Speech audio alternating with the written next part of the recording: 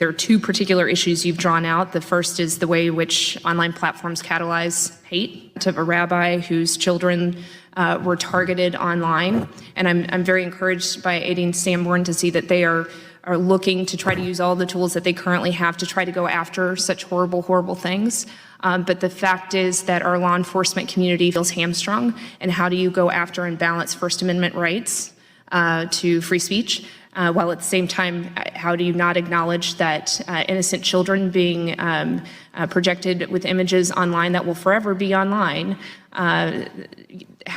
what about their rights? And so there's that tension there.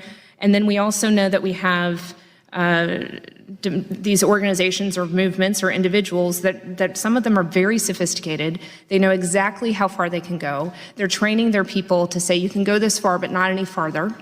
They are being sophisticated in both their communications and in their messaging. So they are playing a game, and we are not equipped to go after that game effectively because of the rules that we are using that were, quite frankly, designed 50 years ago.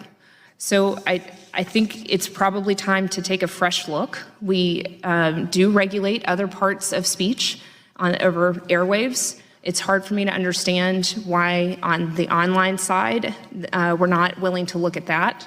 And then the second thing you raised about domestic terrorist groups and movements being designated, I think it's definitely worth looking at whether we need a new DTO designation or movement designation, or maybe just relook at the whole entire framework.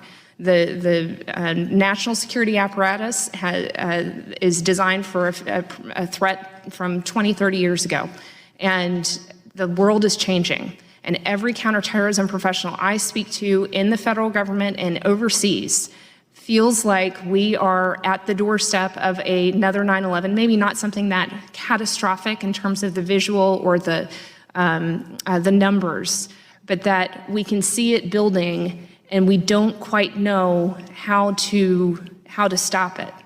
And so this feels like one of those moments where having smart people, academics, lawyers, people that can appreciate that we as a country have abused authority in the past, McCarthyism, internment of Japanese during World War II. We don't have a great track record here. We need to do this wisely.